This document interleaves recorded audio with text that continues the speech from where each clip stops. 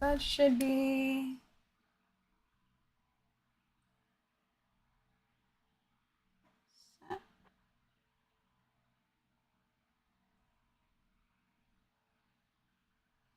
Well, thank you for coming, everyone. This is the vocalist from Anthea. It is a wonderful metal band. Thank you being here today. So, how have you been? I've been pretty good. We just played a gig last night up in Hollywood, so it went really well. So looks like people are really digging the new stuff. So I'm having a great time. How you doing? I'm doing good. Just had to reset the computer and everything today. Started vacation a couple days ago, visiting boyfriend's family and friends. Nice, nice. Yes. Okay. Yeah, but I saw you were from Los Angeles. How is it? I mean, I've lived here my whole life, born and raised. So to me, it's just normal, I suppose. It is funny because I mean, I have like friends that come over from like out of town and whatnot, and then they'll want to see like specifically like I grew up in a city called Whittier, which most people know as Hill Valley from Back to the Future.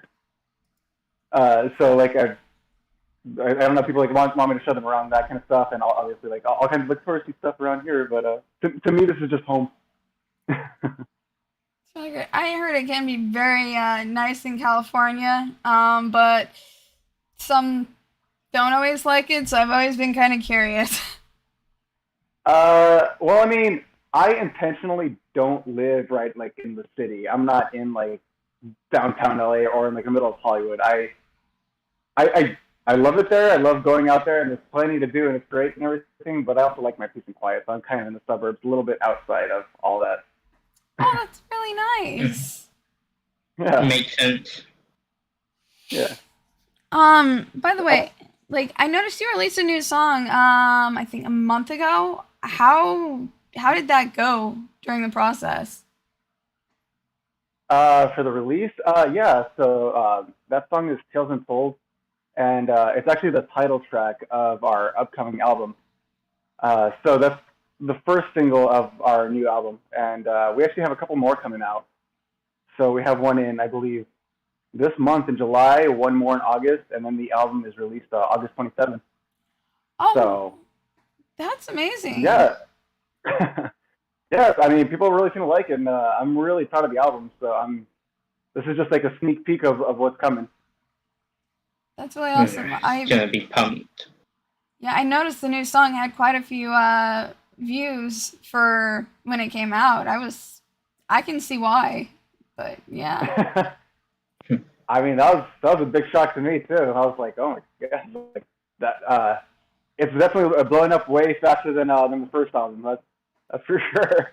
Like kind of had a little bit of a slow build, and like now this was just like immediately. I just saw the views crawling up, and I'm like, oh man, this is this is great, and I'm hoping people really like the album as much as they've liked this first single.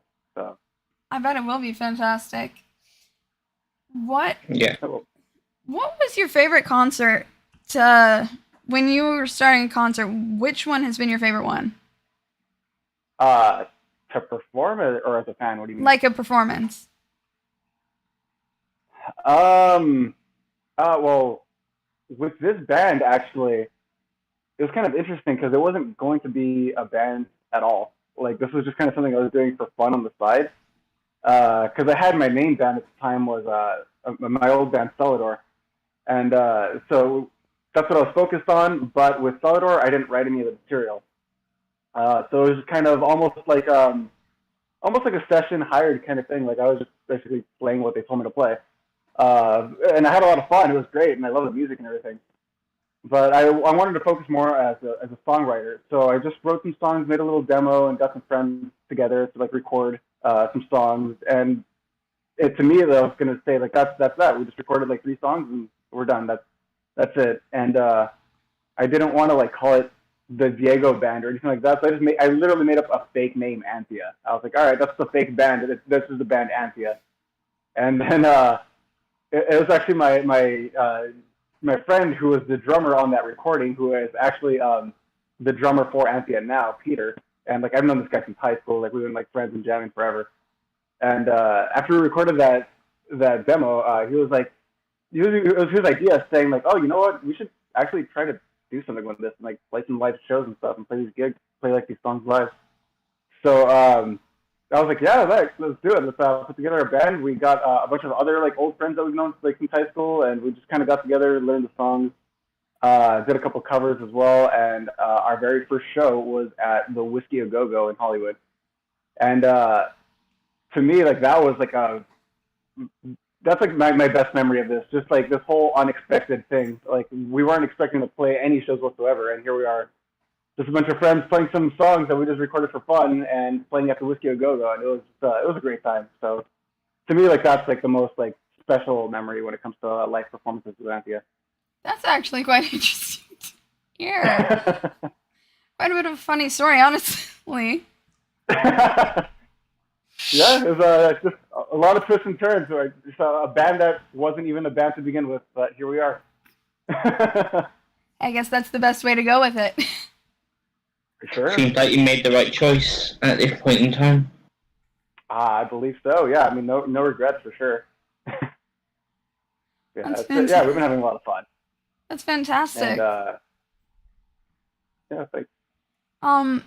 Another one song I think I've listened to that my favorite song from you guys, Anthea, probably Illusion. I have to say that's probably a fantastic one. How did it go working on that one? I noticed for some artists it can take months and time and everything, and the band working together. How did the process happen working with everyone? Yeah, so our songwriting is a little weird, I guess, because I write most of the songs, and it really is just like I like my solitude. I like to be by myself in my little home studio and just like kind of come up with the songs, and then I just demo it at home and I send it to everyone, and they learn their parts, and we kind of toy with it afterwards. But that song, Illusion in particular, that was kind of an important one for me because that was, if you listen to the lyrics, it's actually kind of a personal song about how I was going through like this. I was kind of going through depression. I was going into therapy at that time, and I really decided that I wanted to like try and put something out there because I was noticing that for myself. I would always be like this happy-go-lucky, joking kind of person, and like just try to be kind of like the happy guy, always making everyone laugh. But internally, I was kind of going through a lot of stuff at the time. So that's kind of what that song ended up being about. I just decided to pour my heart and soul into that, and the whole song is really about is exactly that, about like presenting myself in this manner while struggling with things internally. And so once, to me, I felt like once I made this song and once we all got together and recorded it and put it out there and released it to the public, I couldn't hide behind that mask anymore. So, and then to me, that was very therapeutic. And so, yeah, to me, that's like honestly like one of the more personal songs that we have. And we've gotten a lot of people like actually like letting us know that they like really like paid attention to the lyrics and stuff, and like how much it meant to them, and they felt something similar. So I think that's actually one of our more important songs and one that I'm most proud of.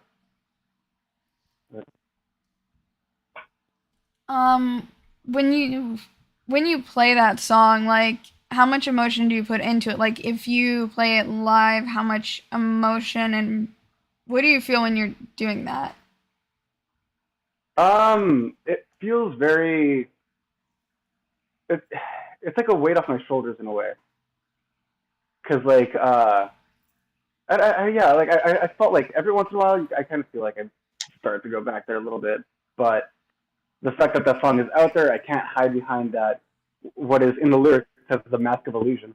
And whenever I play it live, I do feel like it's kind of a reminder, like, yeah, this is out there now. Like you can't fake happy. You can't fake this or that. Like this is, you have to be your most true self in life. And like, and every time I play it live, it is totally a reminder of that.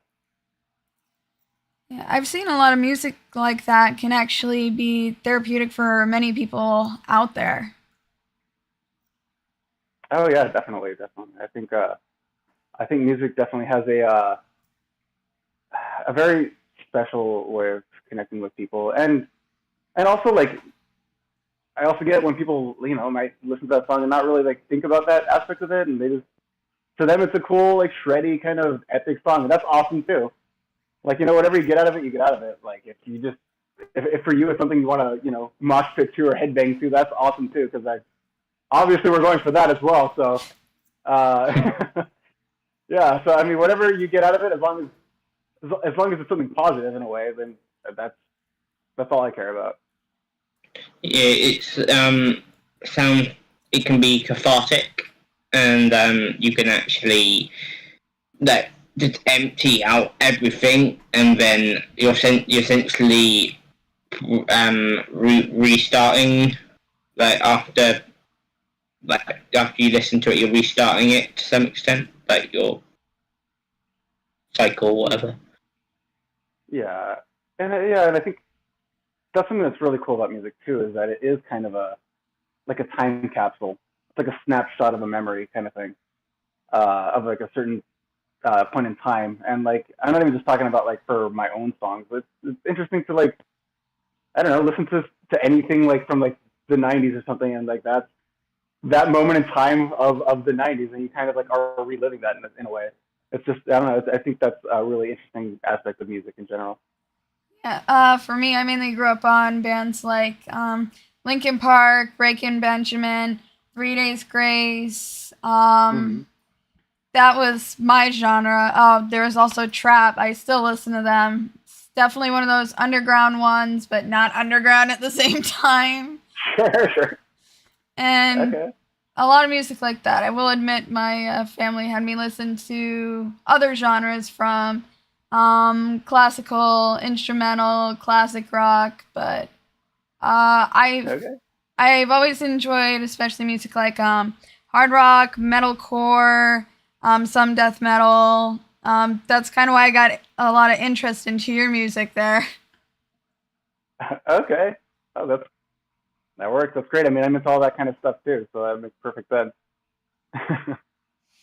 And yeah, it's funny when I was when I was a kid, like I kind of got my start listening to like in elementary school. For some reason, I was really into hair metal, and yeah, I don't know. I love like Motley Crue and Poison and all that kind of stuff. And yeah, and then middle school, that's when I kind of got more into that. Exactly what you're saying. Like I was, of course, Lincoln Park was a big one, and I think we kind of um, also kind of going with the whole like putting your heart and soul into the lyrics kind of thing, which is definitely a big thing that they did, and yeah, it's relatable, and I think that's also kind of an important aspect as well. Yeah, I've seen that a lot of bands that will, especially like screamo, like those metalcore bands. I've seen that most of the time people don't understand when they are screaming. It's putting out a lot of energy and emotion into it. But I don't think Right. many people understand that when it comes to screaming. Right, right. A lot of But I them, mean, yeah, and again, like I was saying, like I mean, if if to you that's just something to headbang to, that's awesome too. Like just rock out. There's nothing wrong with that either. definitely. Has there ever been a band that like inspires you most when writing music? Yeah, I'm a huge fan of Nightwish is a big one for me. I love the way they cross a very symphonic orchestral, like basically like a movie soundtrack kind of score with that like hard rock metal kind of sound, and the very theatrical aspects of the vocals, and I love the lyrics too, which is very impressive considering that English was not their first language. So that's a whole other level of that. But yeah, I am a huge fan of Nightwish, and there's bands of like Camelot. I love highly influential when it comes to singing styles. Um, Also, like the reason I got to keyboards because before I was a singer, I was mainly a keyboard player, and that started off because of Children of Bodom, which they have like just phenomenal keyboard shredding, and like the first time I heard it, I thought it was a guitar. So, but yeah, I think all that kind of crossed into like what we're kind of doing now. Yeah, those bands you named off, that quite reminded me of Afterglow. Oh, okay. It's kind of like those genres, but they are a Hispanic band and they are not very fluent in English, and yet they do a lot of songs in English. So when you mentioned that, it kind of made me think of Afterglow at the moment. Okay, I'm gonna have to check that out. Yeah, you can see a lot of that type of music on Dreambound. It's like a promotional page, but it's a lot of different like hard rock, metalcore, then like melodic and different music like that. Okay, right on, right on. Yeah, I'll give that a listen. Yeah, I think that's quite interesting. The type of music that inspired you while doing that type of music. It's interesting to hear the background to it, the story. Okay. Yeah, I mean, we're all kind of inspired by something, and I don't know. I think that's kind of interesting too, is like where everyone's influences kind of come from. Uh, music, movies, TV, art. Like I don't know. It's just interesting to see like what inspires someone. So I get that, and that's actually what Tales Untold is about. Our new single. Um, so it's basically about how, like in this case, yeah, these are the bands that influenced me, and like there's bands that influence other artists, and maybe other novels that influence novelists, and just kind of so on and so on. And maybe one day that's going to inspire something new for someone else, and how it's just kind of an endless cycle of just new stories to be told. Those are the tales untold. That's quite interesting. Out, um, Outside of music, what's something else you enjoy doing most of all? I mean, I am definitely a huge movie buff, that's for sure. Especially especially lately, I really love 80s horror movies.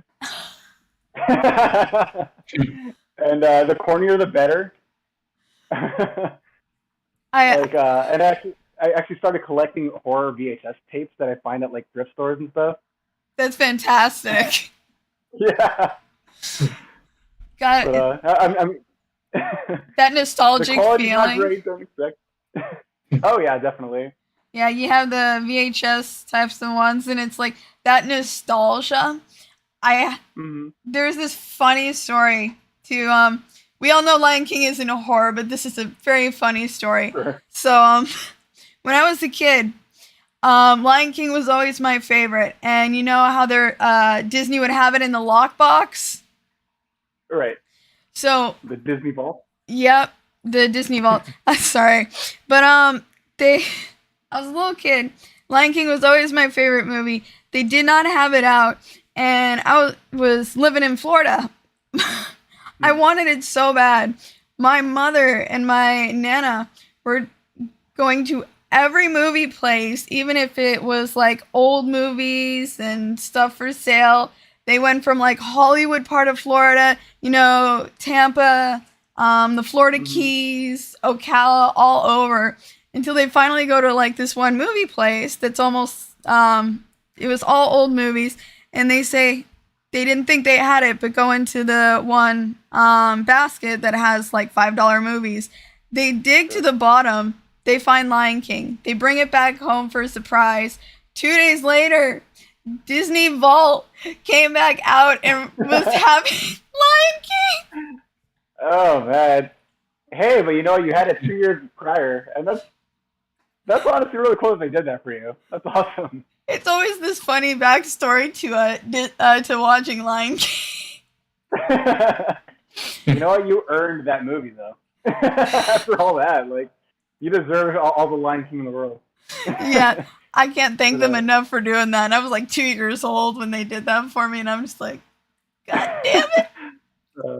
that's really sweet, though, and I don't know, I love that. And you're in Florida too, like you're in the land of Disney right there. Like you'd think. I You would think so. don't know. Yeah, yeah. What is your favorite old horror movie, if I may ask? My favorite old horror movie. Well, actually, I I actually really like the black and white, like Dracula and Frankenstein and that kind of stuff. I know it's definitely very corny, and I can understand when some people find it boring, but to me, it's just I don't know, it's super nostalgic. I remember like watching that on TV like late at night and just thinking it was like really cool and spooky kind of vibes. Yeah, I don't know. I really like old black and white horror movies, but yeah, my friends and I actually do like a bad horror night. Well, it's a bad movie night. It usually ends up being horror, and so we just try to find like the worst, cheesiest things we can possibly find. I'm guessing if you do that, you probably watch Arachnophobia or something. You know, the ginormous spiders crashing all the car. I know of that one. I have not seen it. Oh, it's fantastic. Okay. Yeah, the most recent one we did was Suburban Sasquatch. It is, yeah. That is the right reaction, by the way. I've never heard of that. Yeah, there's a reason for that. But yeah, we go on. I don't know if you're familiar with Tubi, the app Tubi TV. Yes, yes. Somewhat. Okay, it's a free streaming service, and they will put up front like some real movies. Like, oh, I've heard of Goonies, but then you just scroll back just a little bit, and it's going to be nothing but Suburban Sasquatch or Samurai Cop, and just the worst of the worst, and but for us, it's the best of the best. So, yeah, I just love watching terrible movies. I don't know why. We make all kinds of commentary, and yeah, it's just a great time. Oh, that's fantastic. There was one of those kind of horror movies. I think it was back in like 2006. I think it was called something like Dog Tag or something like that. It's like okay. I think it is. I may be wrong. But it involved like these werewolves and these guys from like the military are like, oh, we're gonna need you here and at this like mansion.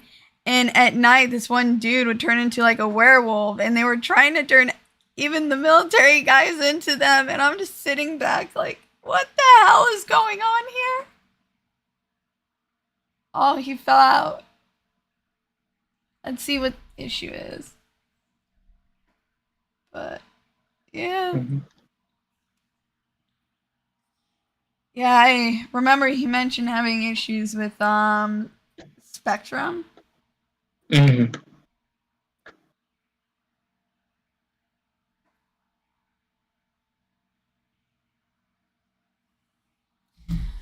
But yeah.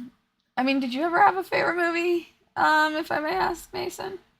My favorite horror movie is Saw. I like the Saw series. I think I'm gonna get some DVD for my birthday. So that's good. Yeah. I recently watched Eternal Sunshine of the Spotless Mind for the first time. Jim Carrey, Kate Winslet. That was amazing. And I've been going through just adding other films. Yeah, so going well. Welcome back. Oh, all right. Yeah, sorry about that. It's all good. I was patting my head all day.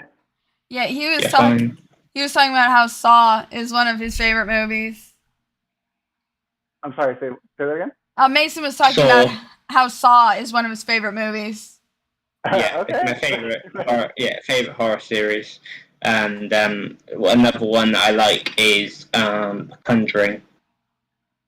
Oh, I definitely love Conjuring. Yeah, actually, so I always go to Universal Studios does their horror nights every October, and yeah, they have quite often they'll have like a Saw maze, and those are always like really fun. So yeah, if you're into Saw, I would highly recommend that if you ever get a chance. Yeah. I don't know how possible that would be since I'm in Britain, but I would love to do that. That'd be something on the bucket list. Definitely. Oh, there you go. Well, maybe one day.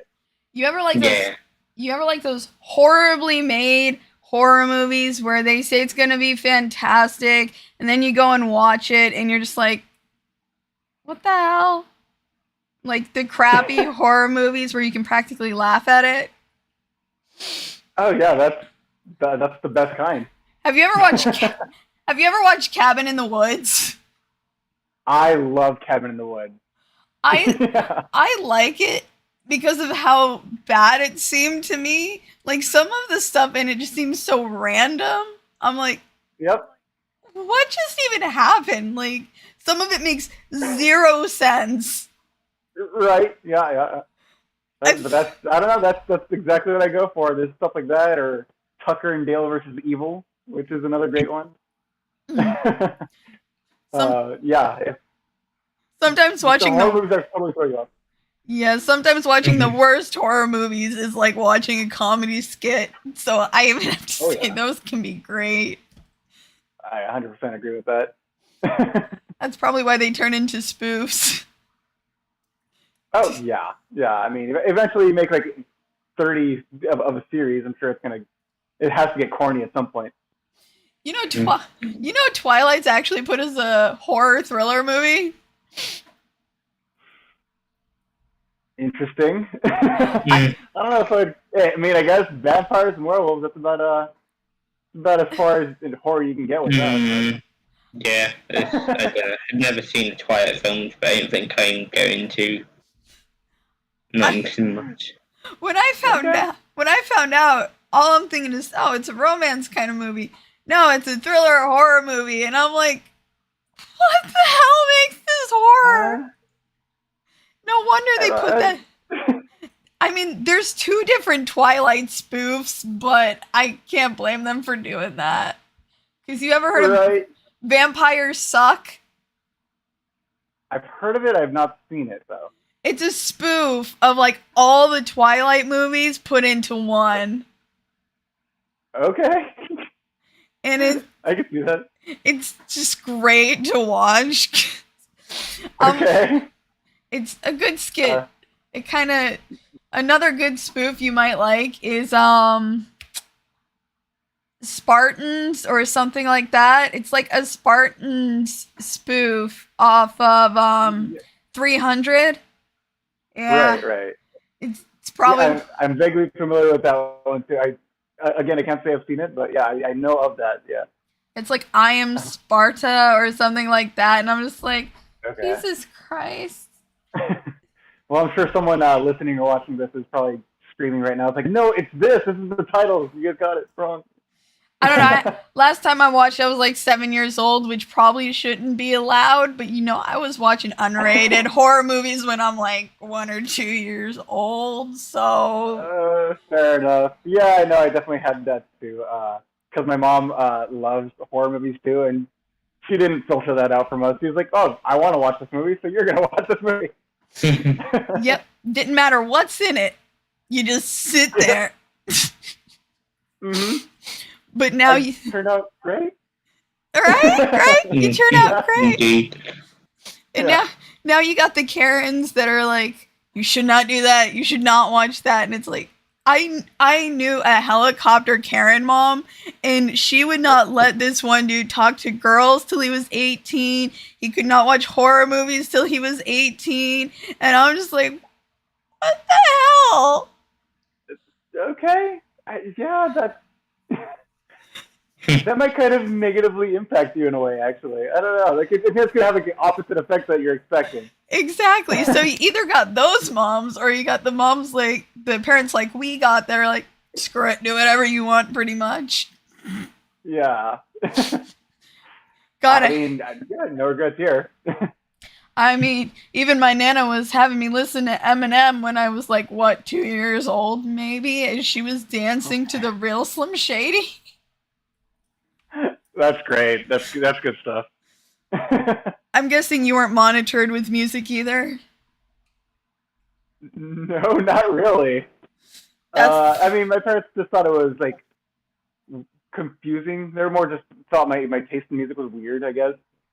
Because, my parents are from Mexico. So my dad was definitely into, like, the very traditional kind of, mariachi kind of style of music, and which has no appeal to me, to be honest. And so we definitely didn't connect there musically. But my mom actually likes a lot of Spanish rock. So she actually kind of like she would show me like those bands and stuff, and it was actually kind of similar to like a lot of like the '80s new wave that we have here in the U.S. So yeah, we actually had like some interesting conversations showing each other stuff, and so when I started getting into like metal and stuff, she was a little more, she was still like a little bit like confused about it, but more accepting of it, I'd say. And now she's actually very supportive and actually likes the Anthea stuff. So That's it's been going pretty interesting. that's great. To have a mom that will listen to that stuff. None of my family was really into my stuff at all. They always said, "That's too loud," and I'm like, they're like, "It's too much screaming. It's too much this. It's too much that. The drums are too loud." I'm like, Yeah, that's half the fun. well, they're mainly listening to Pink and Maroon 5, so Okay. I mean, I like them too, though, to be honest. my mom is a Justin Bieber fan. Jesus. Okay. Very confusing life, I may say. Oh, you've been to like a concert. No, never would go to one of those. I've been to different Oh, concerts. I've been to like okay. Breaking. I went to a Fall Out Boy concert. Went to Linkin Park concert when I was a kid. I saw Tim McGraw when I was a kid. You know, Peter Frampton. Um, Oh, nice. yeah, tons of different ones. But God, I would never go to a Justin Bieber one with my mom. She wanted to go to one last year, and I'm like, no, thank you. I'm not going with you. Oh man. Mhm. Well, you're missing out. uh, I think the most unique concert I've been to, it was may have been like 1 or 2 years after Michael Jackson died. The Jacksons put on a concert. It wasn't the Jackson Five. It was four, of course. It was the Jacksons, but yeah, it was interesting because they weren't just doing like their '70s Jackson Five Jackson stuff. Like they were actually doing like some Michael songs as well, which was I don't know. It was interesting. It was. I'm actually like a big Michael Jackson fan to be honest. So, so I really wanted to go, but it was just it was weird, So, like seeing his stuff not with him. so it was like a tribute kind of thing. No, it was his brothers. It was like the other four from the Jackson Five. Uh, because when you were saying that they were playing some of his music, I was thinking tribute band. I went to a Bon Jovi tribute band. It's called Slippery When Wet. This one dude, Sure. he was like almost 70 years old and he had tight jeans, the jacket, the hairstyle. He was trying to be a copy of Bon Jovi. He looked a bit like him actually. But I'm like, this dude's Okay. almost 70 and like leather tight jeans. I don't know if this is proper. You know what, man? You do you. Just have a blast up there. That's Pretty much. all I gotta say. You can see some Yeah. funny stuff at concerts, honestly. Oh, yeah, for sure. Either it's Yeah. boring or it gets funny. And then you just like, well then, everyone. Yeah. Oh man. I mean, and sometimes you find some really cool stuff too.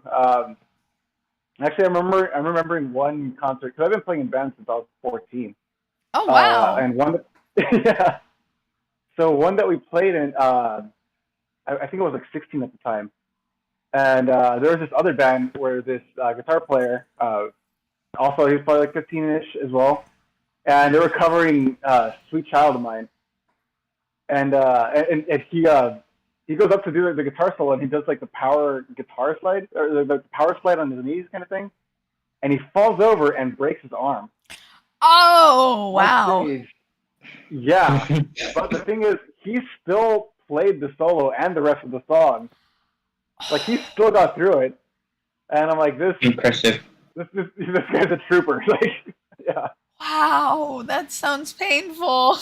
I don't. Yeah, I can't imagine doing that. And what year was And that? Like, what year was that? When you're only like between 14 or I 16 doing that? I was like 16, so that was 2007.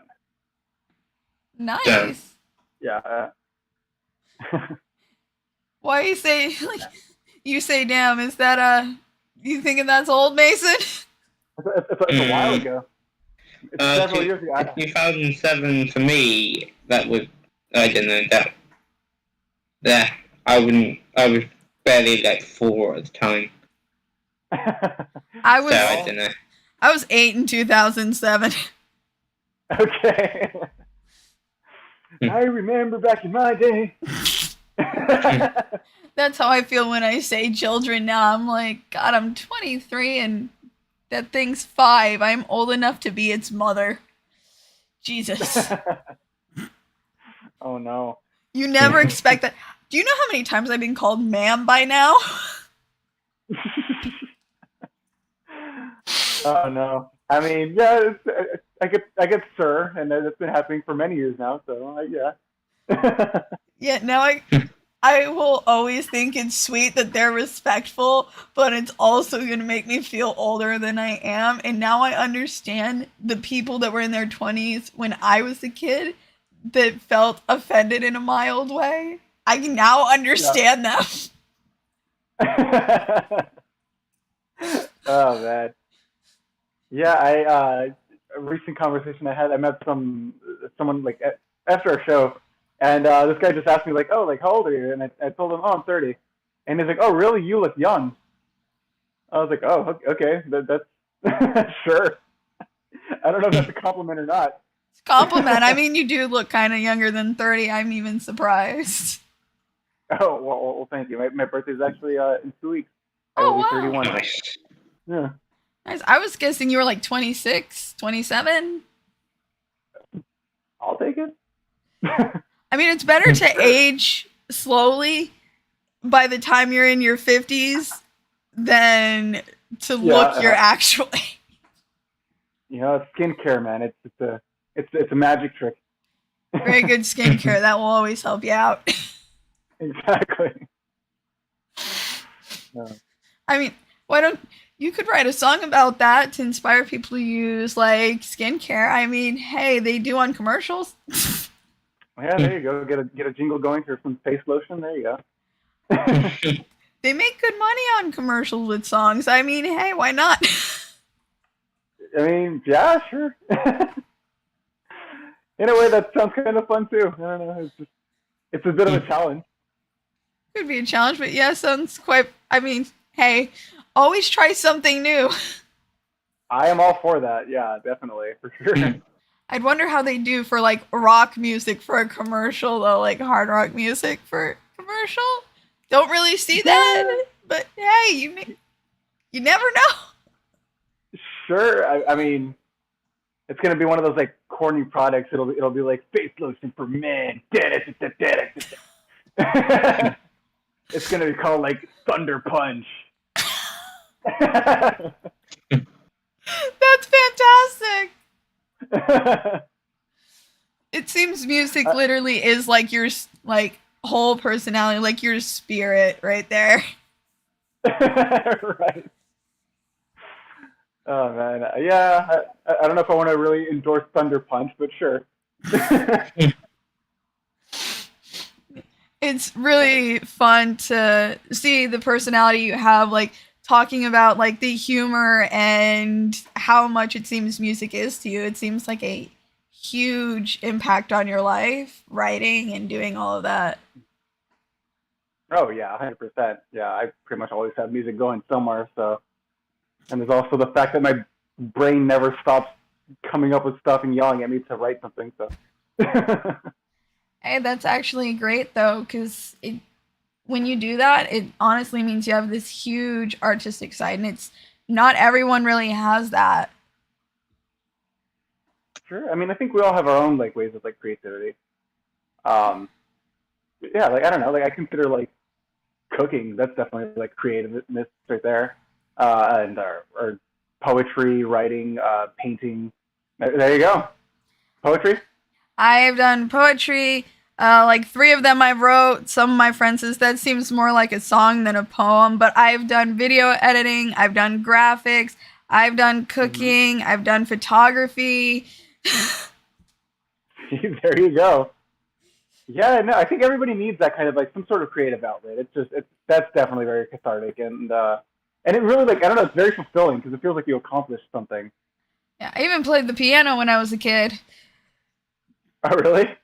Yeah. Oh, that's really cool. I'm an odd one. Doctors said that my artistic side of my brain is more active. So that might be why. That makes sense. Yeah, you're definitely like listing off pretty much everything here. I've done cooking a lot since I was a kid. Okay. Oh, that's. I actually just bought out here we have a place called Beetle House, which is like a Tim Burton themed bar slash restaurant, and yeah, it's like one of my favorite spots out here because I love all the spookiness and all that kind of stuff. So it's a good vibe in there.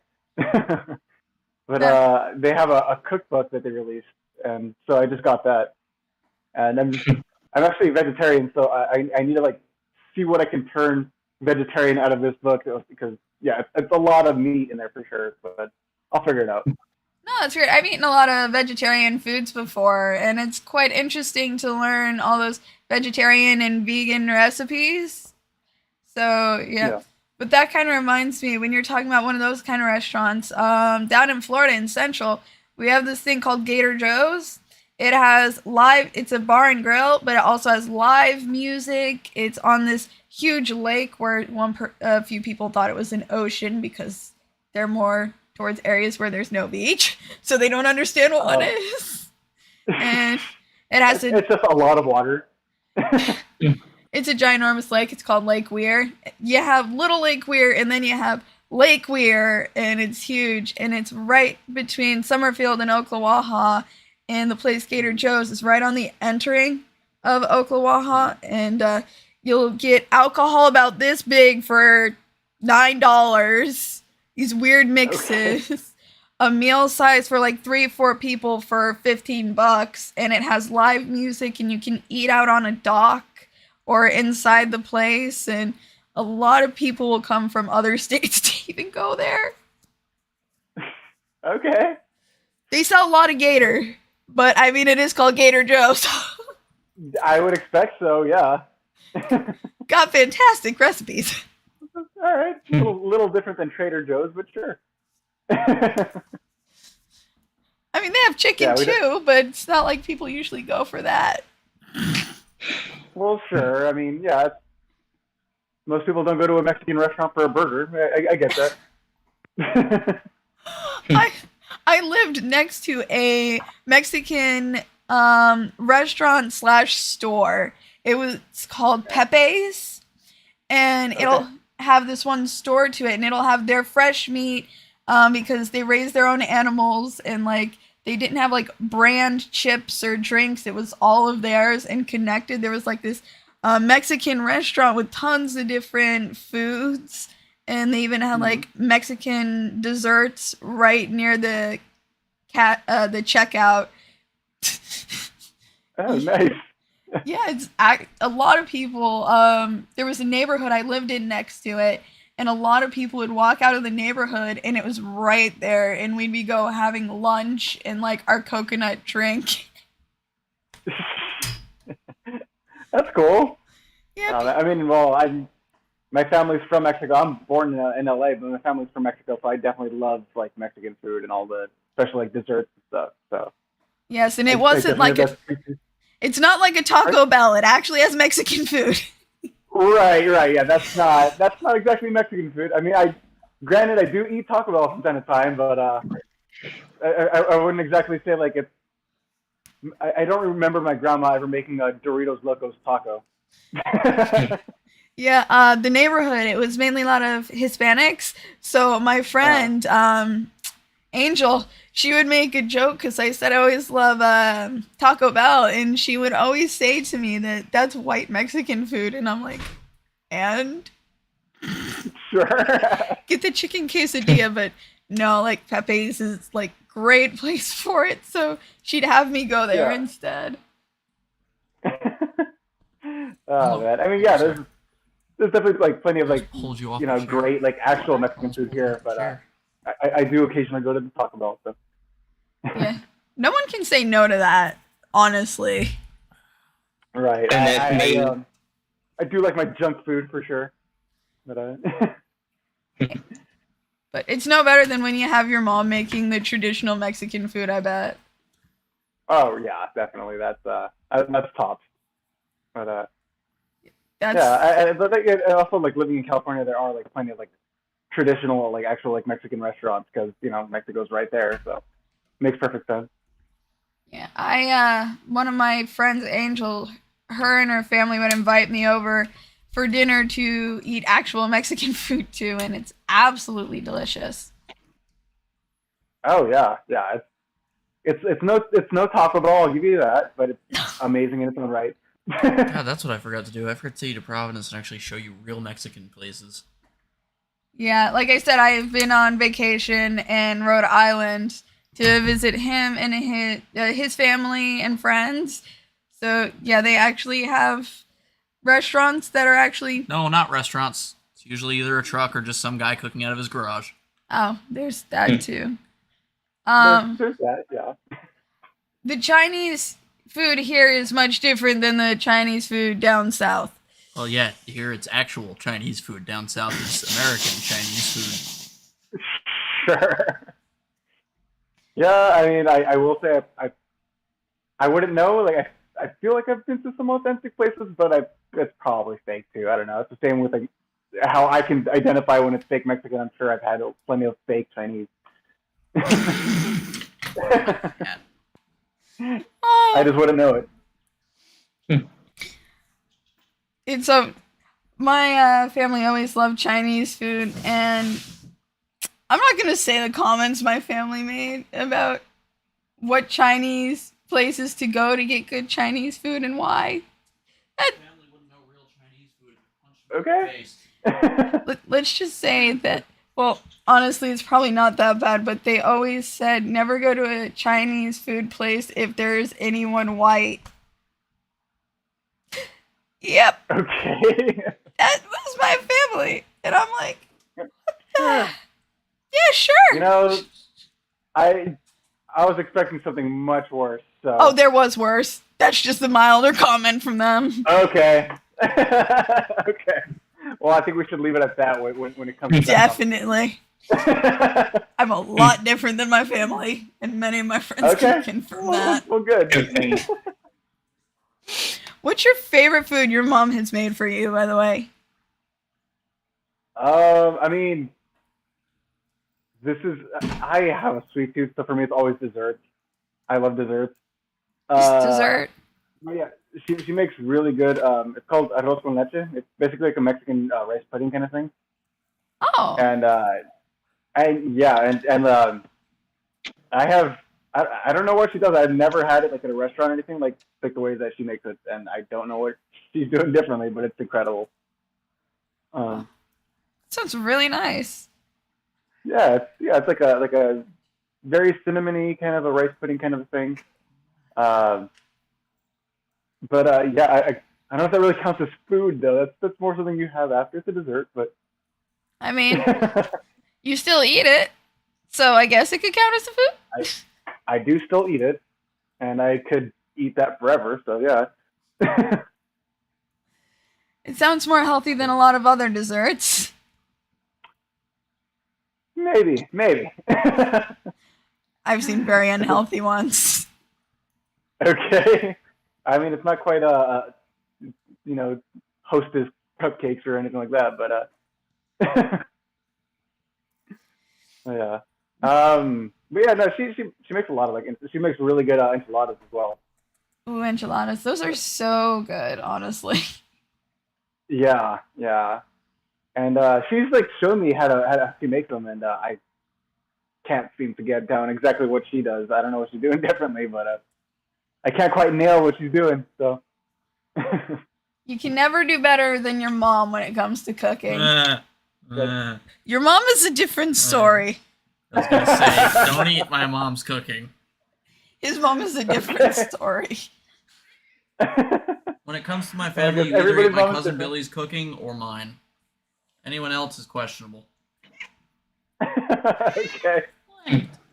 I think it's more of that you just enjoy, it's more of a comforting thing when your Sure. mom makes it for you, possibly. Yeah. So we Yeah, she actually makes really good.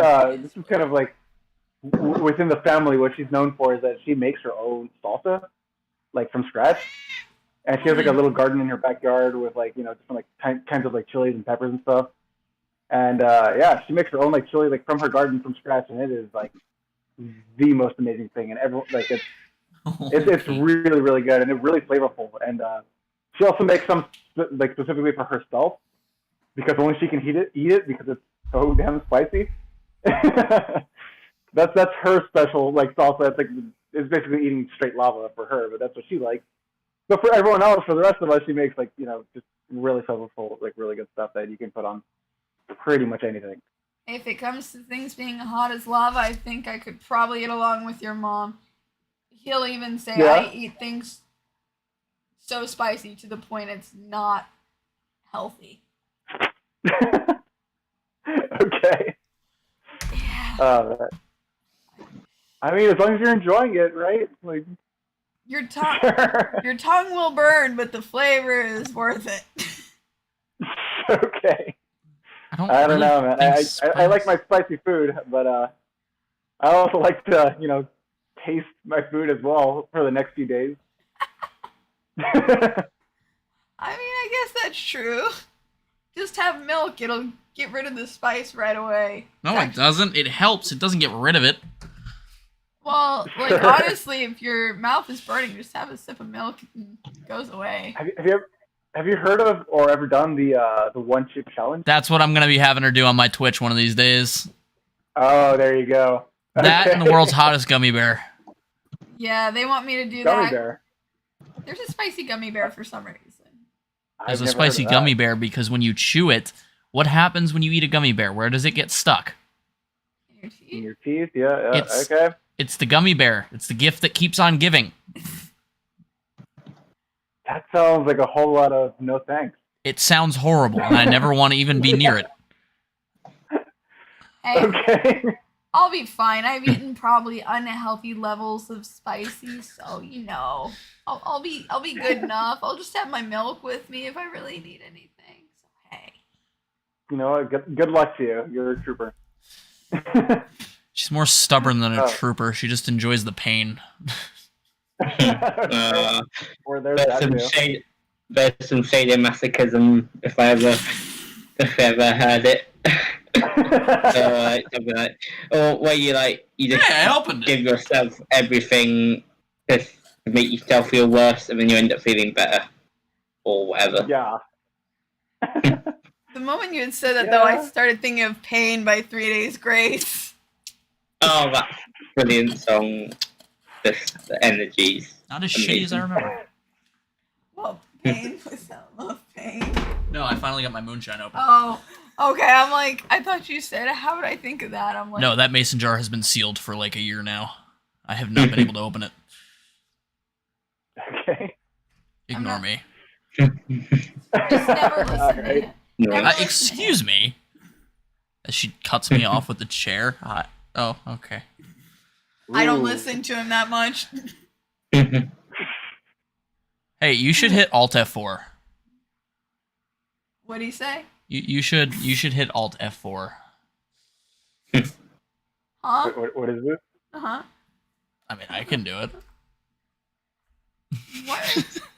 He's just me ignoring him. On my computer. And oh, that was it. Okay. I forgot. How excited are you for you to release that album August 27th, by the way?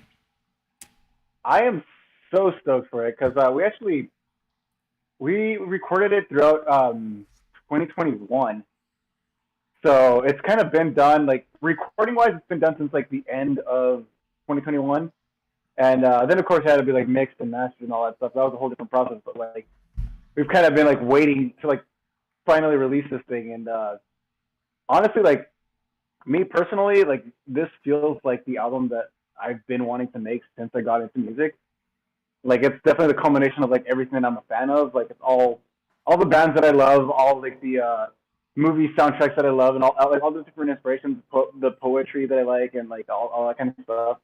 And so this is like I'm really super proud of this album, and so yeah, for like this to finally be coming out there, and so far just like the one single that's been out so far, how well received it's been, it means a lot to me, and yeah, I'm just really excited to finally put this out there and just see what people think, and yeah, we have a couple more songs coming out.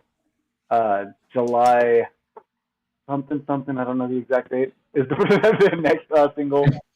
Then we have one more single in the start of August, and then and then August 27th is the actual album release. So yeah, I'm really stoked for that. Yeah, that should be exciting to listen to.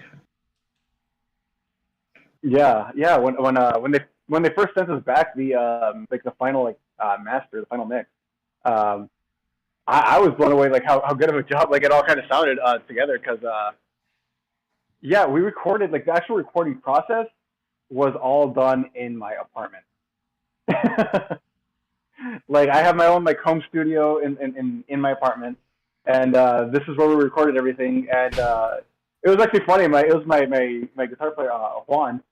While we were recording like one of the last songs, we were like listening back to it, and he was like, you know what, this shouldn't sound as good as it's sounding right now. So yeah, we're just really proud and like, kind of blown away like how it actually turned out. And it was a lot of hard work. There was a lot of DIY into it, because like yeah, we self-recorded, self-produced, and everything. And our bass player is the one in charge of making the music videos, and he also did our photo shoot. So it was just so much like DIY and so much like effort put into it from all of us, and just finally to have this coming out and putting this out there, it feels like we really accomplished something. So I'm really excited to put it out. Yeah, that's really great, and I'm just more impressed for you doing that like in your apartment. Really, like the studio. I'm like, well, that honestly is absolutely amazing to be able to do that. Well, I decided to use my 2020 wisely, because I, just like everyone else being stuck at home, I was like, well, I should like try to learn something, and I just tried to learn how to like self-produce, and that was like a lot of my 2020 was just spent learning like how to like really use everything, and that, and I also I bought Rocksmith to learn how to play some guitar and bass. I don't know if you're familiar with that game at all, but essentially like a Guitar Hero Rock Band kind of thing. I love Rock Band. It's like a Guitar Hero Rock Band. Yeah. So it's very much like that, but you play it with an actual guitar or bass. Nice. And you like nostalgia, right? Oh yeah, I definitely love nostalgia. I still have a PS2. Okay. Yes. Do you still like run it? Like, I still have it. I have kept it in perfect condition, and probably my family once told me you can sell it for more, and even GameStop tried getting it from me. And I'm like, nah, no thanks. And they're selling like PS2 games for like $75 per game now because of the nostalgia people want. Yeah, I could see that. Yeah, like as we established earlier, I am older, so but yeah, at the start of the pandemic, like I actually went and bought all the mini consoles, so like the Super Nintendo Mini, the NES Mini, the Sega Genesis Mini, and so yeah, it was like and like now I have like friends over all the time. We're always like playing all these retro games now, and it's actually been a lot of fun. So I'm guessing you still have like one of those 1998 Game Boys somewhere. I have one. Yeah. I have really? one. Yep. Nice. Yes, I got it from my mom. She just gave it to me, and I'm like, all right. And I've been getting games from GameStop ever since for that stuff. They still have those? Yes, you can get them for like 30 cents. Okay. Yeah, I've gotten some of them for like 10 cents, even for like Game Boy games for like the 1998 one, and I'm like, okay, I'm up for that price. That's not a bad deal. No, I've got like 10 of them for like $250. Okay. Nice. Oh man. Yeah, that's actually as I was saying earlier, I have that VHS collection, and I'm buying like each of these movies for like $2. Like some of them even for like $1. They don't sell VHS anymore. They've stopped making those. It's not. Yeah, that's been for a long time. But I find them at thrift shops. Last time I searched them up, they stopped making them, and I think because I saw stores actually selling them new for a while till about 2017 or 18, and now people are selling them online for about 300 at least. Okay. Used ones for 300 at least, and I'm like, oh wow, then okay. Well, then I am getting a great deal because I am just finding them at like Goodwills and Favors and all that kind of stuff. I'll have to check one of those out. Yeah. I have too many VHS movies to not need one that works. Oh man. Well, I mean, if you still have a way to play them, I kind of just have them as a display thing, but yeah, they're not. Yeah. I haven't like actually watched them in several years. But still collecting. I can't really. People don't use CDs very often, but there's still me collecting CDs. So hey, I can't judge. Yeah. They all go for digital. Definitely made a resurgence. People are too into digital and not physical anymore. Yeah. I like collecting CDs. Fun. Yeah. So you continue. Yeah, no, I was gonna say like actually like, vinyl's definitely made a resurgence too, which is pretty cool. Yeah, I did see that. Yeah, I actually just got like an actual like player for that like last year, and I don't have like the biggest collection. I maybe have like 10 in total, just whatever I happen to find. But yeah, that's been pretty cool. And actually going back to Anthea, our next album is actually coming out on vinyl as well. Oh, that's fantastic. So, yeah, that's actually that was a really cool like offer that we got from our label. It was like if they could print less CDs to compensate and print some vinyl as well. So I was all for that. So yeah, this is the first time we've ever been on vinyl. Like anything that I've ever done is on vinyl. So that's really, really cool for me. I'm really excited for that. And I love the artwork too. So like just having like the giant version of that, I'm really excited for that. I bet. A lot of bands are doing that vinyl. I think Breaking Benjamin, and even Fall Out Boy with like their last albums, they did like bundles and sold them with vinyls. And even back in like 2017 when One More Light by Linkin Park came out, they had it vinyl, and so on with tons of other ones. I even think 3 Days Grace with their newer one. I've stopped listening to them as much since Adam Gontier left them. But I think they sold theirs for vinyl also. Oh, right on. Yeah. Yeah. So like, yeah, like I'm realizing officially like we're gonna be not only on vinyl but obviously CDs, and we actually did right before the first album come out. There's this label out here called Metal Assault. And they released they were releasing like an annual mixtape, like it was an actual like physical mix tape, like an actual cassette tape, and it was like a lot of bands like from LA, and so yeah, they got us on one of those, and so one of our songs is on an actual like tape, like a cassette tape. So yeah, I can say like we're like on all the media. Damn, that's really cool. Yeah. Excited for like all the people to start buying the CD or like vinyl, of course, or anything. Like, how hyped are you for it? I mean, me personally, I'm mostly hyped for the vinyl because to me that's a whole new territory.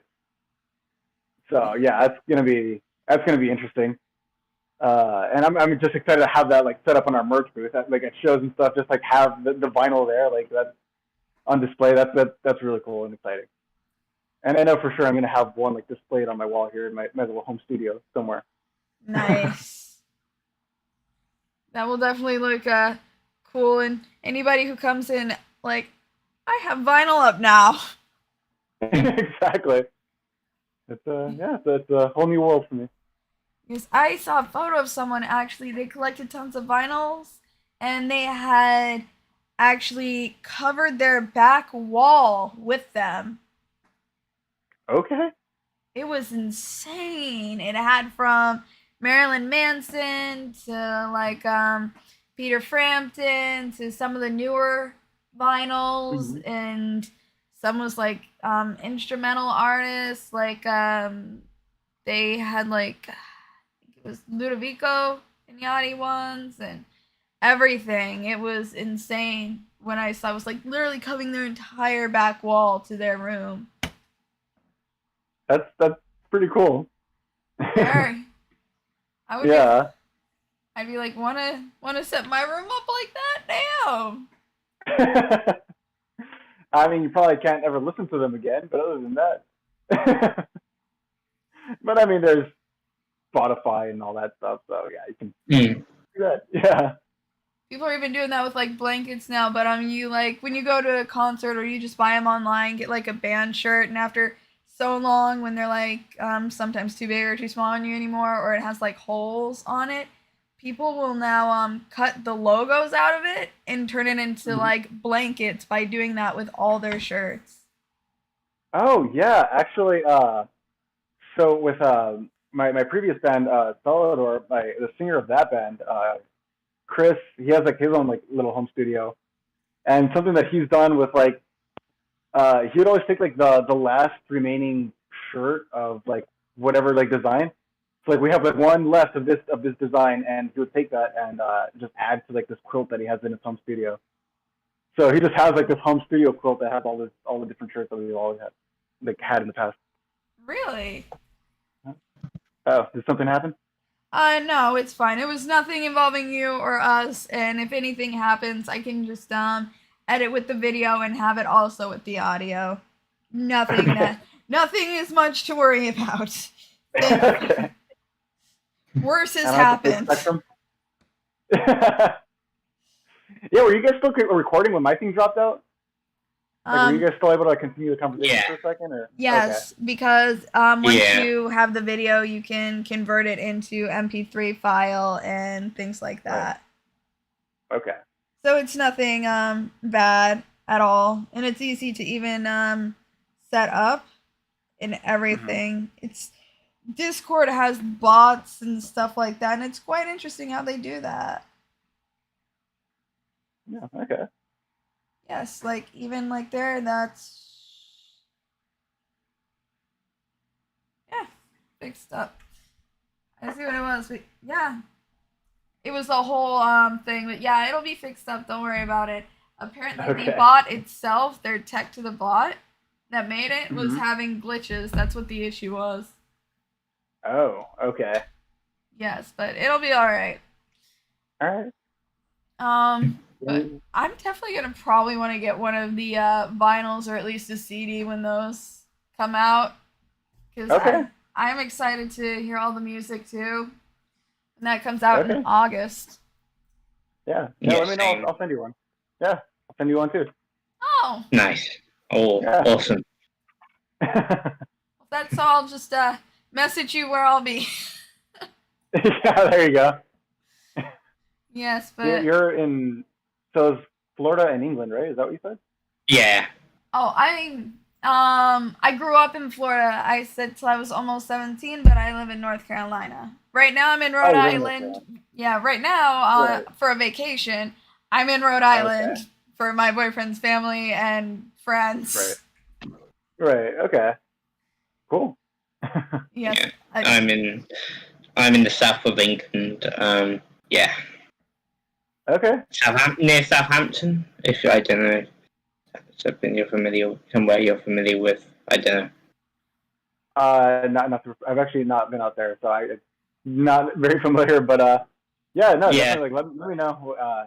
In August, send me a reminder.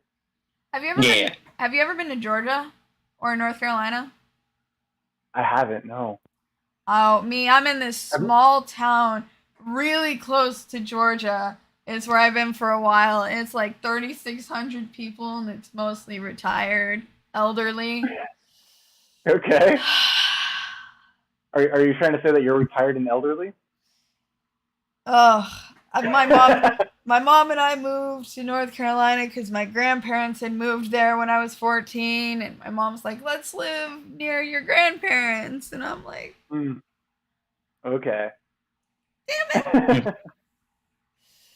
Yeah, Fair enough. it's mostly people in like between late 50s and like late 80s. Yeah. Yeah. Okay. Not very fun. God, I had been living there for exciting. 7 years there now. Yeah. Oh man. I mean, it sounds like you're looking to like leave or something. Oh, I want to. It's boring. Yeah. I mean, it's really close to Knoxville, Tennessee, and I mean, it's only like 2.5 hours from Atlanta, Georgia, and not far from Virginia. It's like 6 hours from Virginia Beach. I mean, there's that type of stuff. I guess that's a pro, but Sure. Yeah. You gotta drive. An hour and a half isn't bad to go to Knoxville, but still, it's like, can I not have something fun close near me? Sure. Yeah, I can see that. Yeah, the most entertaining thing the town has is a theater where they have concerts and plays, but it's always soft Christian bands that come. Okay. That's very hardcore. Yeah, very, very hardcore. I mean, the hardest thing they had was a band called The Afters, and that's more of a pop Christian, and I'm just like, this is the hardest music they've ever done. I'm so sorry for you. They won't even have Skillet because they don't believe in playing hard music, and I'm just like, why? That's Christian technically. If it's hard, even if they claim to be Christian, it's satanic music to be heavy or hard, and I'm like, yeah, okay, sure, yeah. Satanic music for Jesus, that makes sense. They won't even have Red, and Red is softer than Skillet. Red also Christian. I'm pretty sure you heard of Red. Yet they won't won't even have that. Oh no. Yeah, I guess I'm definitely spoiled living out here. Yeah, it's a Southern Baptist town filled with mostly elderly. Okay. Most entertaining one was that Bon Jovi tribute I mentioned. Oh, okay. They had that. They also had what's his name? Billy Cyrus. They had him. Okay. But they wouldn't have hard rock that they'll have Billy Cyrus, and they even had Miley Cyrus featured with Billy Cyrus, and I'm like, okay. What? It does not make sense there. I'm sorry, nothing makes sense. Oh man. Well, that's how you gotta bring back the change, man. Yeah, bring back the change. God. Oh man. God, if you dress how I do, that town don't like emo dressing either. Like, if you dress emo or gothic, they don't like it. You're going to hell type of thing. I'm just like, oh my Jesus. Okay, well, I mean, I'll see you there. No, you'll just be seeing Florida. Florida is like the hell ahead. Like, in Florida, it will be 101 with 100% humidity during summer. That's just like the training to be ready for hell. Or it is hell and we just don't know already. Who knows? Sure. I mean, I still have yet to go to Florida, and I really want to. But like, I'm gonna go when it's not so hot and not so busy. But I just want to check out the Disney parks. That's all it is. I mean, if you go around November, you can be, even though there's no winter in Florida. There's just no winter. Exactly. Yeah. If you go, I live in California. We don't have winter either. If you go during November, it'll be about high 70s, low 80s, and you can go to a water park during winter season. I mean, hey. Okay. That's Florida for you. I mean, if you can use a water park even during winter season, you're in hell. You are. Right. Yeah, no, that's what I say about here too. It's like, yes, I know people say like, oh, it's always nice and sunny, and it's like great. And I'm like, it's kind of like a purgatory in a way. Purgatory in the way. It's just an endless summer, and you need some diversity. I love it. When you mentioned purgatory, I'm like, oh my gosh, you from a you were raised around Catholics for sure. Oh yeah, 100%. Yeah, I'm from a Catholic. Again, my family is from Mexico, so. Catholic and Jewish family. So either we got the purgatory or Gehenna. Gehenna is like the same thing as the purgatory, but what the Jews call it. Yeah. Okay. I feel for you. I definitely feel for you. Right. Yeah. I don't know anything about Judaism, but I was definitely raised with the Catholicism in my life, so. Yeah, it's because of my nana. Get it from my mom's side because my nana is very Jewish, and and then you got my mom, and my nana was also part Catholic. It's a very confusing childhood. Okay. It won't make sense. We have Chrismica. Okay. Is that double the fun? It's confusing. I'm sure it is. And then I'm like, nah, I don't believe in any religion, so fuck it. And then it's it's fine. I feel you. I'm just spiritual here, so I'm just like, whatever happens, happens. I'm full on atheist, so I'm just vibing. I feel for you there. Yeah, to trying to exist. Exactly. Let me guess. The family playing tons of Christian or Catholic music during Christmas time and making sure to have the ornaments properly. That was a thing. It's kind of funny. Me and all of my brothers. I have 3 brothers, and we just kind of over time all became atheists. I don't know, how that just slowly became a thing, and then it just kind of bled into my parents trying to convince us to become Catholic again, and then starting to have conversations with us, and then it ended up that we persuaded them instead, and so now they're atheists, and so it just kind of did not go their way. But yeah, I feel that I've gotten my nana who's Jewish. She's starting to go towards the spiritual side after she's trying to make me go full on Jewish, and I'm like, ha ha ha, I am winning. That's funny. Even got some. Yeah, I've gotten Southern Baptists to go spiritual too. That's the great part. If you can get them to do that. That's okay, yeah, because that's a tough one to break, man. I've broken quite a few, and it's been great and funny. Okay. That's awesome. You just gotta have a lot of patience. Yeah. A lot. Well, I'm sure, yeah. Yeah, no, I'm definitely thankful for how my parents were very willing to actually hear us out and stuff. So that I just think it kind of their idea of doing that was probably to persuade us, but it kind of backfired on them, I guess. Yeah. I can see when there's the Chrismica thing though Christmas/Hanukkah, you gotta have those candles while you're also gonna have the Christmas tree up, and then this doesn't match that, but you have to have that, and it's everything's so opposite, but you gotta make it blend, and it's right. Then you just can't wait for it to be over with. Oh, yeah, okay.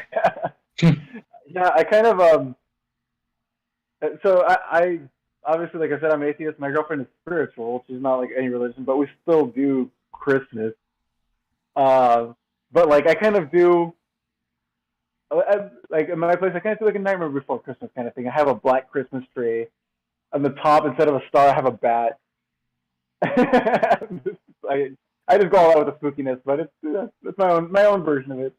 That sounds absolutely fun right there with the Black Christmas tree for like the emo type of like style. Yeah. That's fantastic. That's when you got the Nightmare Before Christmas ornaments and like band ornaments, because you can't get like band ornaments for Christmas stuff like that. That sounds like absolutely fun something to do. Yeah. It was just it was funny. Like, I was just like in Walmart one day and I saw a Black Christmas tree and it was their only one, and I was like, I know what I have to do. It just clicked. Yes, gotta make sure to have a Nightmare Before Christmas ornaments though. Like if you don't, that just wouldn't be right. I have one. I need to get more. There's like the one ornament that I saw, but yeah. Yeah, have the Black Christmas tree set up again and use it. Gotta have those creepy horror movies to go with it very well. I saw like they actually started selling, and I need to get these. They have like actual like horror ornaments. They'll have like a Freddy Krueger ornament, like a Jason Voorhees and all that stuff. And I'm like, I gotta get these. Definitely get that. For sure, I will. You gotta post that on social media for people to see that. That would be awesome. No, I will 100%. I'm sure I have a picture of my black tree up there somewhere. Yeah, definitely. Show that to people Christmas this year. I mean, I wouldn't be surprised. It feels like this year's been going so quick. It's like, dear God. Yeah, definitely. Yeah, I don't know. Like, I didn't know if it was just me, because like I've been like just nonstop go like this whole year. So it definitely feels like it's like rushed by, but like basically making up for lost time from before. But well, 2020 felt like 2 or 3 years. Then you had 2021 that felt like a year and a half, maybe 2 years, and now you got 2022 being like, wait, it's July now? What? Exactly right. Yeah. Like, yeah, it feels like it's just fun by. Yeah, because back in 2020, that felt like 2 or 3 years right there, because we're all stuck in our houses. Like, don't go out, don't do this, and you're just like... Right. Oh, man. Yeah. No, that's kind of why. I mean, I'm glad I decided to like learn how to produce during that time. So I was like, I have too much free time. I need to do something. I mean, I bet that helped speed up the year. Yeah, it helps a little. I also got a VR in that time, so I can kind of go outside. Oh, virtual reality stuff. Yeah, that's a big thing now. A lot of people enjoy it. Yeah. I got a few games on that. I let my girlfriend try it, but she was really upset because she does have like a kind of like a mild like vertigo kind of thing. So when she tried it, she like immediately got like really dizzy and like had to take it off. And she was like, "Damn it! I've been waiting my whole life for this, and I can't do it." Oh, I feel bad for her. I have epilepsy, so my boyfriend's too scared for me to try because he's like, I don't want to risk you having a seizure. Yeah, that's probably for the best. Yeah, probably. He's pretty smart, but it's still like, I want to try it. Yeah. You should try Phasmophobia with that virtual reality. Record it. Phasmophobia? It involves hauntings, and like you go to this one house or some camps or other places, figure out what type of spirit or ghost it is and things like that. You may get killed during the game, so Okay.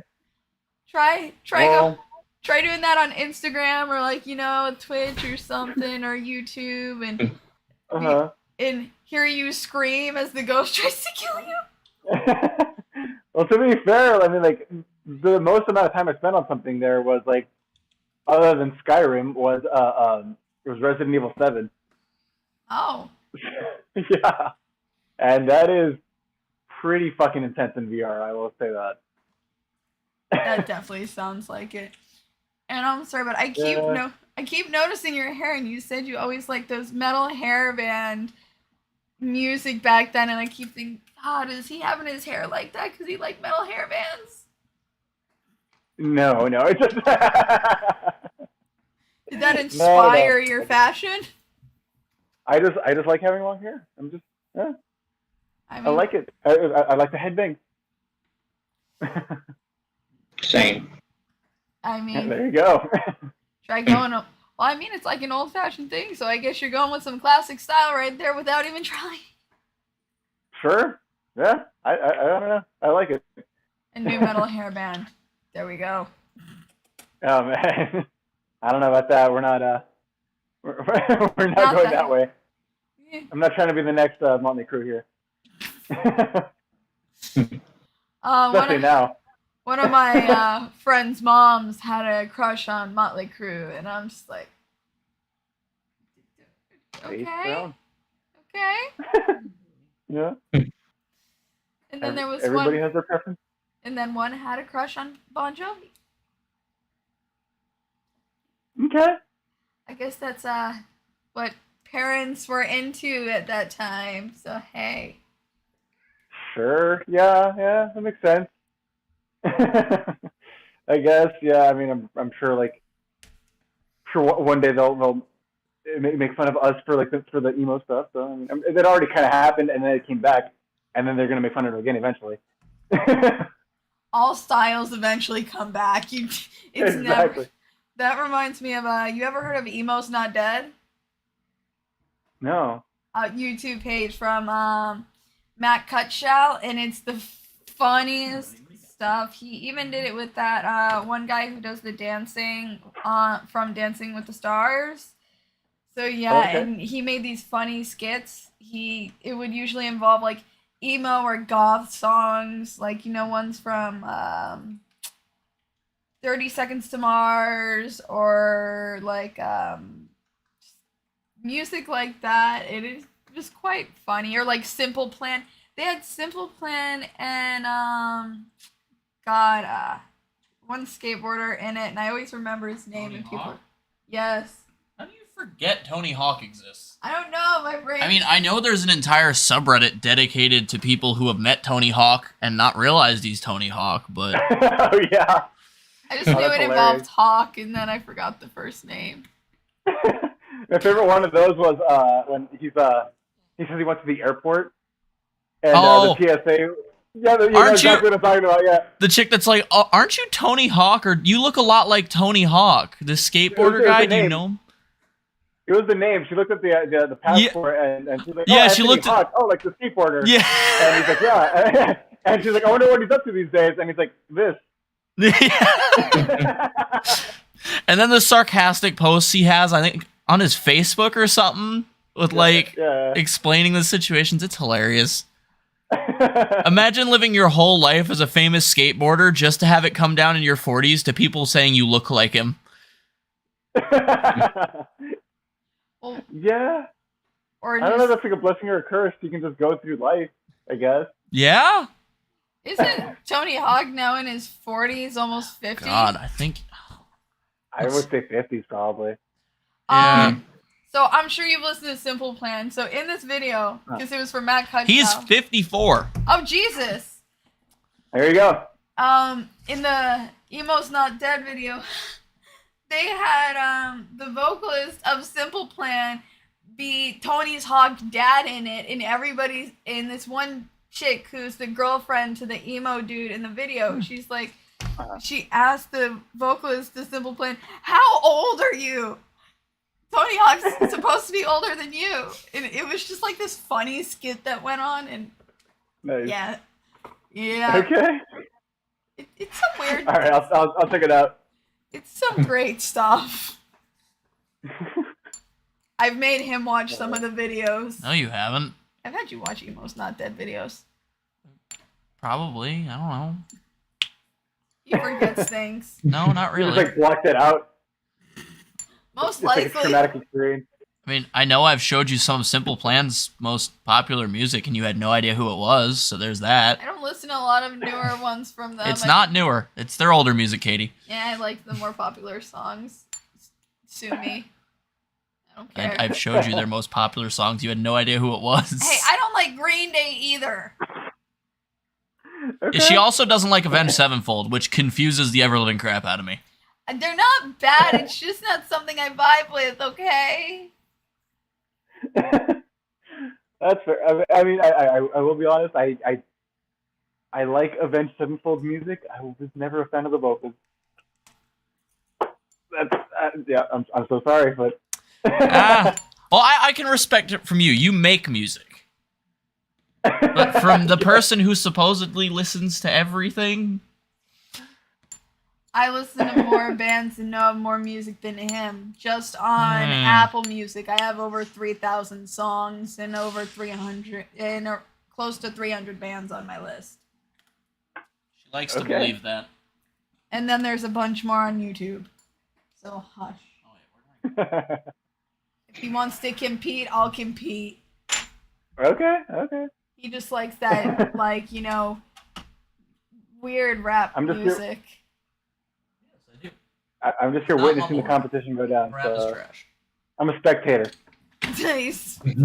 Nice. Clash of the Titans.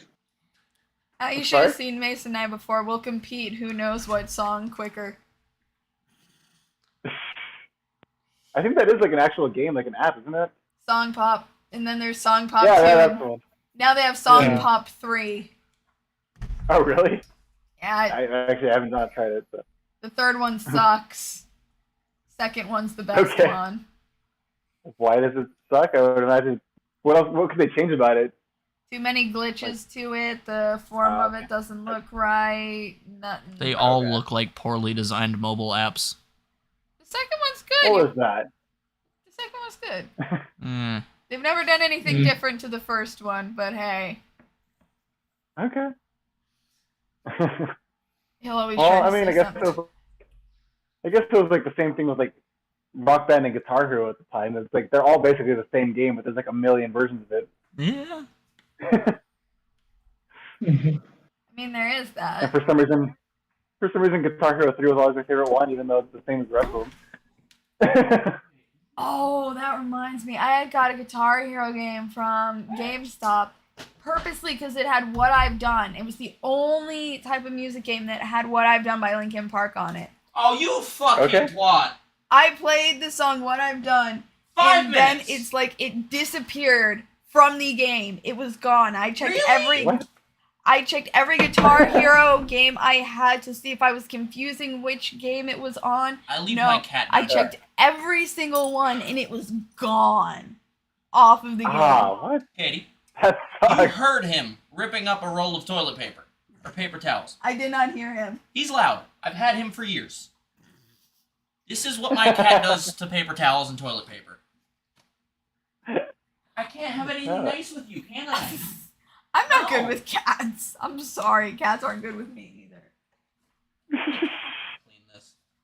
You're holding your guitar? Right there. Like I was saying, it's good to have a creative outlet, and that's the cat. He says that's the cat's creative outlet. Yep. Right, buddy. Right. Oh, but yeah. This is why I'm not great with cats. They'll try to destroy anything.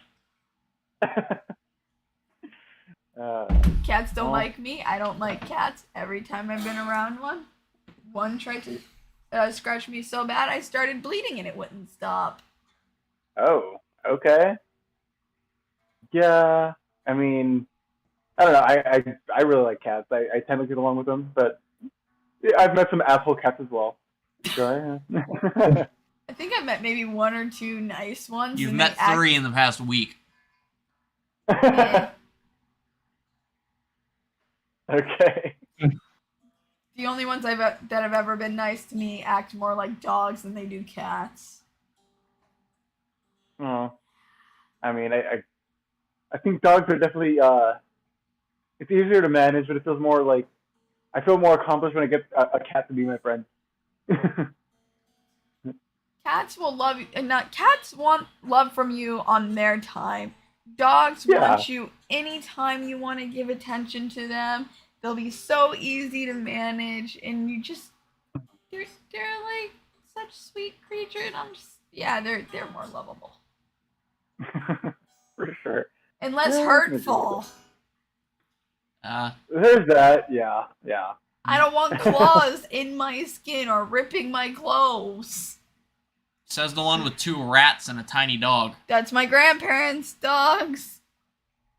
My grandparents have 2 Shih Tzu / Chihuahuas. They're mixed. I gotta research. Okay. Before I even think of it. Yeah. My parents. They make jokes about Chihuahuas quite often. You know, Chihuahuas are literally genetically rats, right? Like, they're not canines. Genetically, Chihuahuas are actually rodents. I have a Tibetan Spaniel. He's sweet and loving. Yes, but you do know Chihuahuas aren't dogs, right? But he They're also wanted literal to rats. hump my boyfriend's arm, too, so... Here, bud. My dog is very sweet and loving, I guess.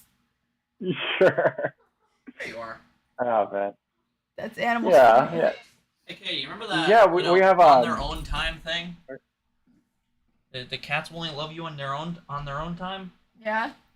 Yeah, not him. He just likes attention. He's trying to prove me wrong about them. Okay. I mean, I like cats, so. What?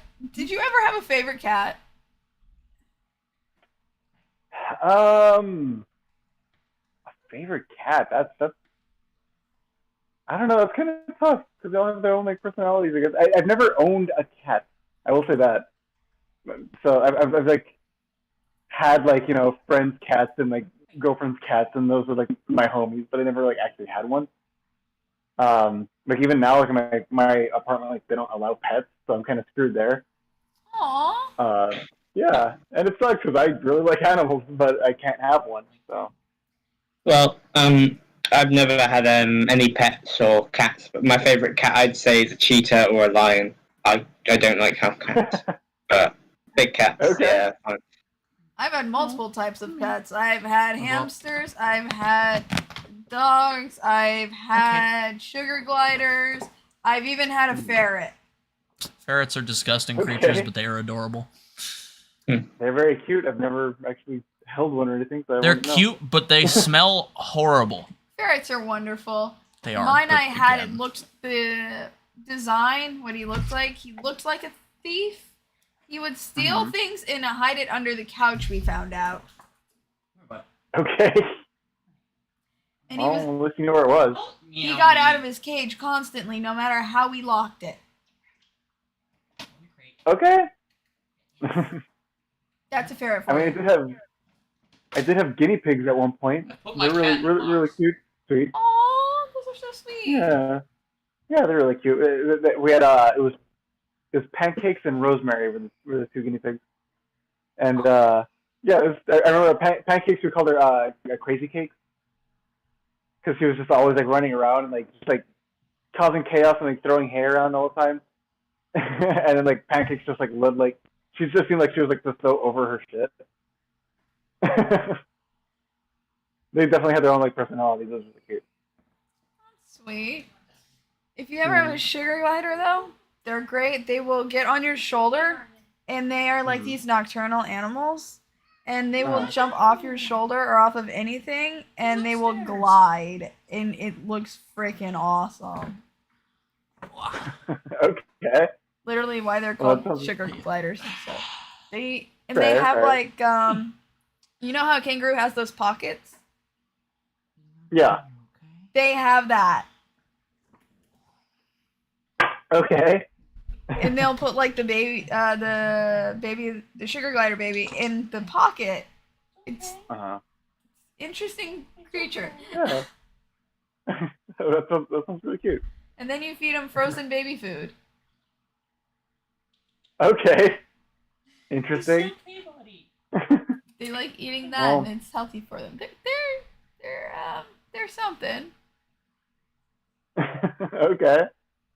Well, all I've had in this apartment was I had a goldfish, basil blood, and yeah, it was actually kind of. You definitely had a personality. My friends liked him, and because he would like follow you around and like get really excited and stuff, and like he would like watch me like cook because he was in the kitchen. Get him from a carnival or at a store? We literally like got him at like at a Petco for $1. And he lived for almost 5 years. Oh wow, that's great. Yeah. You don't usually live that long. We're friends. I try to take care of him. Yeah. I would like post some of my stories sometimes, and people like them, and like when he died, actually like someone sent me like an artwork, like it was like a little piece of like a little like drawing of him. It was really cute. Aww. Yeah.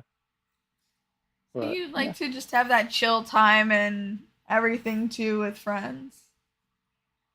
Yeah, it was funny because he would actually like swim up and like look at you and like, see what you're up to and like dance around. It was really interesting. That's great. People are like, "Why do you have such a social goldfish? It's weird." It's not a bad thing. Yeah. I mean, hey, there's another idea. Try to make a, hey, well, you're talking about making a song for a commercial. Why not make one about Petco? I mean, hey, birds and fish. Yeah. There you go. It might scare the fish, but. Oh, I haven't showed you my fish pond yet. What? Yeah, I have a fish pond. Oh. Apparently he has a fish pond. I have no clue. All the fish are dead, but the pond still exists. Okay. My mom kind of reversed the filter, so instead of cycling to water, it just drained the fish pond. Oh. Yeah. Okay. Buddy. Oh, Hunter, you could have done better with that. Yeah. Hey, one of my fish survived. Actually, technically they all survived, but they went through cold shock, which is not good for fish. But one of my goldfish I kept alive for 15 years. His name was Goldine. Okay. Oh, nice. That's impressive. Pokemon name. Yep. Yeah. They should have named it Sea King when it evolved after 5 years. See, it got bigger when I put it into the pond. I really should have named it Sea King when I put it in the pond. Yeah. And the worst part is, I heard you guys talk about getting him in a carnival. That's where I got my fish. I got him at a carnival and kept him alive for 15 years. That's amazing. It was impressive. Especially the ones from a carnival. Like those are doomed usually. Whenever people question how good of care I take care of my animals, I just lightly tell them that I kept a goldfish from a carnival alive for 15 years. Nice, there you go.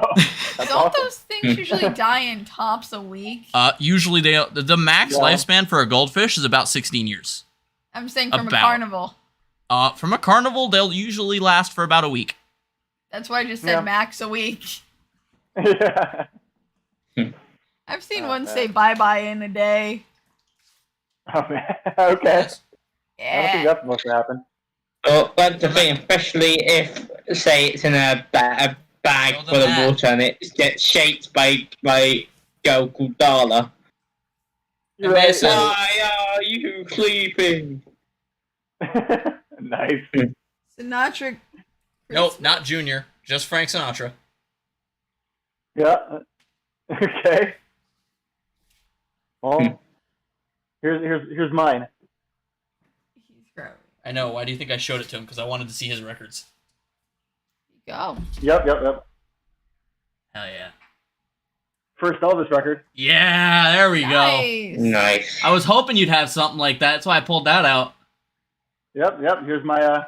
Oh, that is in beautiful condition. It sounds great. It still sounds great. That's just the first album, and I have not seen the new movie because I don't really care to. Now I'm jealous. What are you not jealous of? You? I mean, Sinatra's pretty cool too, man. Do you want to throw away your Starbucks cups? Sure. I am a Starbucks person, and I forgot to throw the thing out because I was busy through the day. And that's why they usually call me the white girl of the friend group. Because of Starbucks? And they also say I get the whitest drink from Starbucks. When it's out, I always get the caramel ribbon crunch, extra whipped cream, or during winter, I'll get the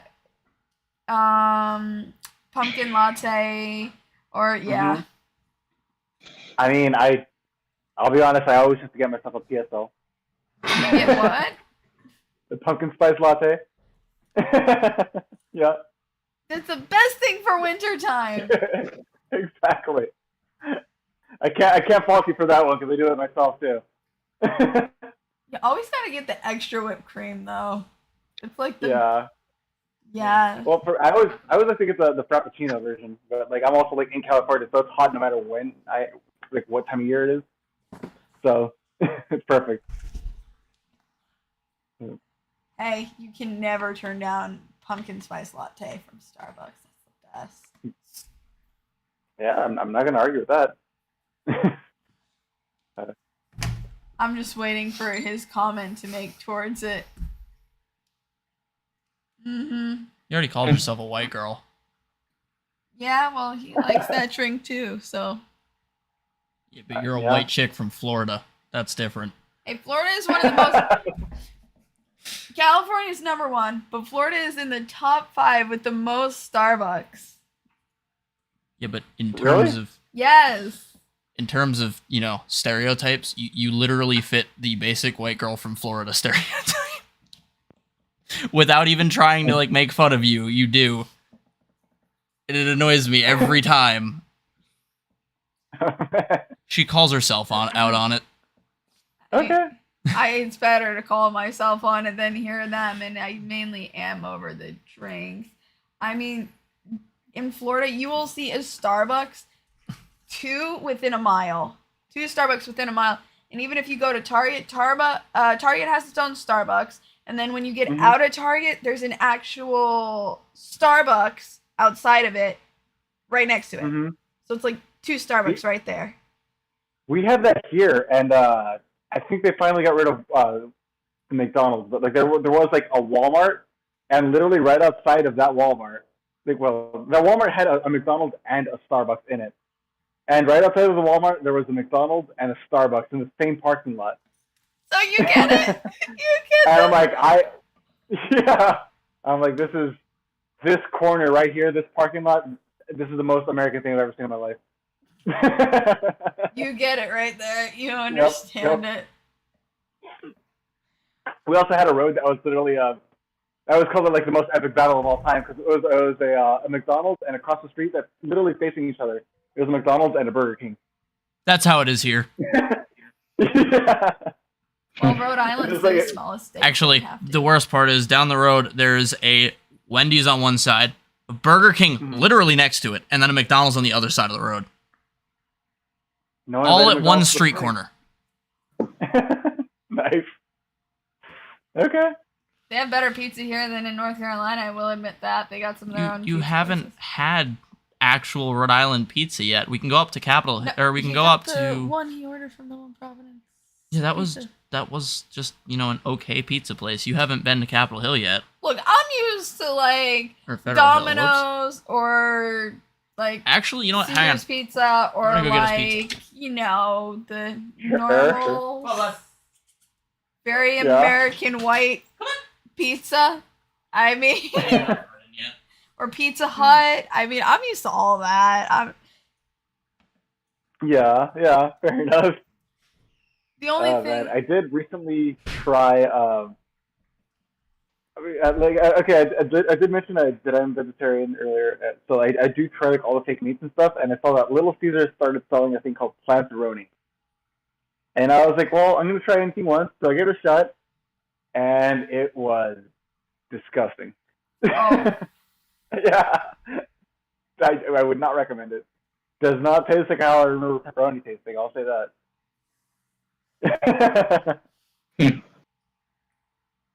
I will say there are way too many McDonald's though. If you actually searched up how many are in the US alone, way too many. Yeah. I haven't had McDonald's since I was 14. So about 9 years now. Okay. Uh-huh. I don't get that. McDonald's is king. Domino's second. It put me in the hospital 2 times. After it put me in the hospital 2 times, I was like, nah, fuck McDonald's. They might not. I ended up with an infection. I had a kidney I had a kidney infection 2 times after having McDonald's somehow, and I was like, I am done with this.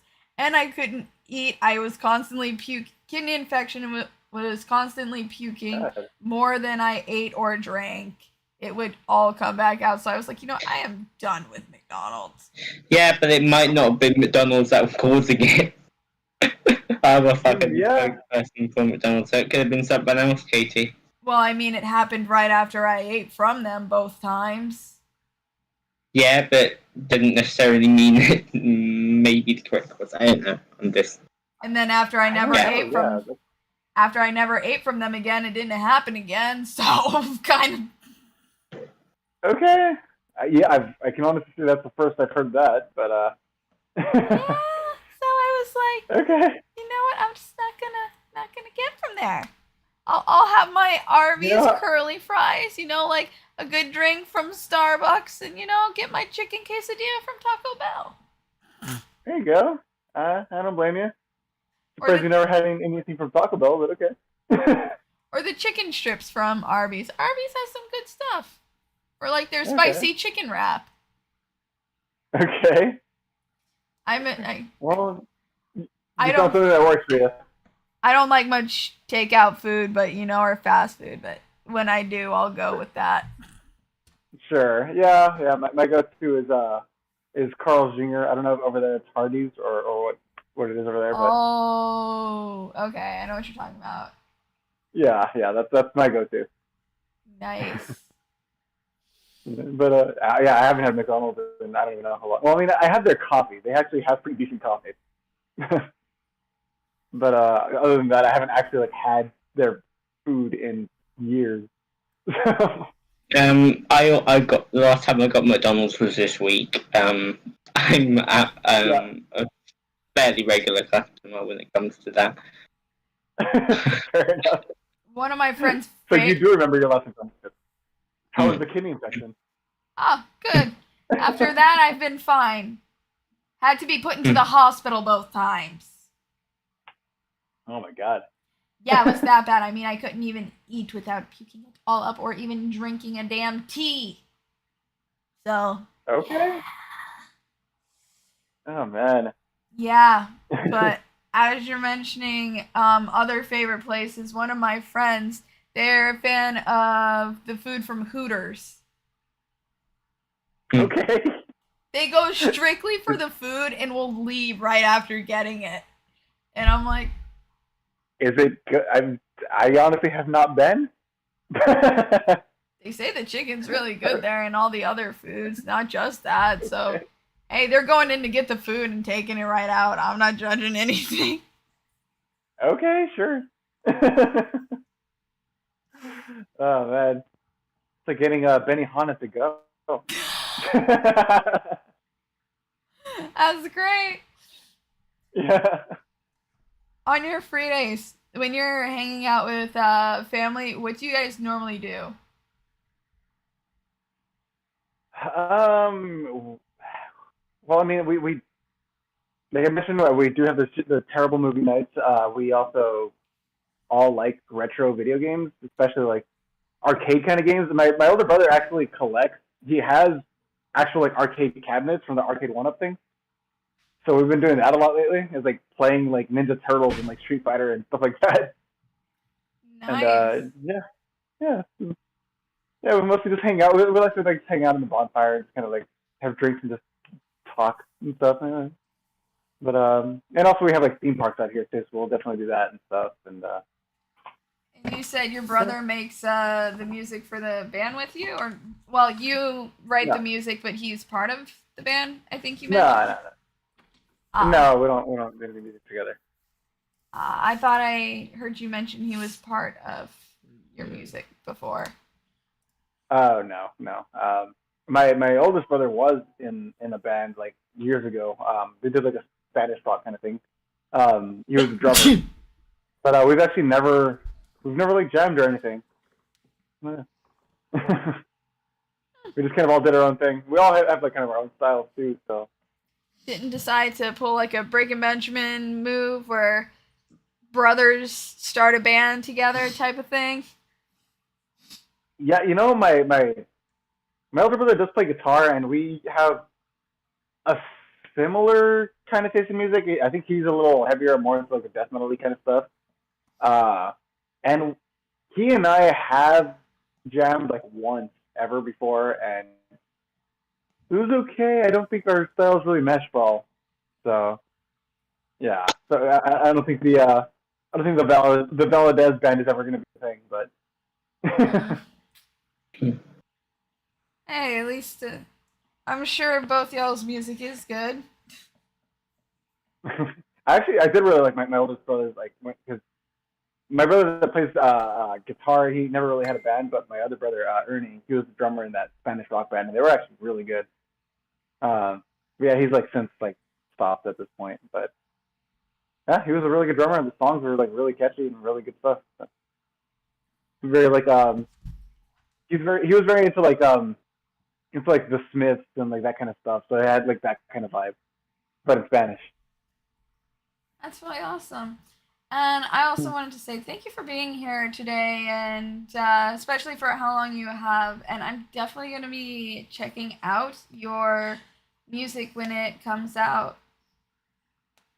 Cool. Yeah, appreciate it, and thanks for inviting me. And this was a lot of fun, honestly. You guys are really cool. So You can still message me on Discord or Instagram, and yeah, I will check out the music when it comes out and everything. And I hope you have a wonderful day, and the rest of the band and your family as well. All right, thanks. Likewise, enjoy your vacation, and make sure to try to make friends with the cats. Don't get hurt. I will do that. Even if you make friends with them, they still scratch. She just needs to learn not to get hurt. Well, get hurt out of love, not out of hate. How about that? I don't really know if that's good advice or not, but there you are. Better than no advice. Sure. All right. Well, thanks again. I'll talk to you guys later. Yeah. Have a good one. Thanks. Bye. Bye. Bye. Thank you for everyone that has been here. That was the vocals from Anthea, and I hope you guys check out the music. It will be released August 27th. They already have some out, so please go check it out and have a wonderful day or night wherever you are from. Bye, everyone.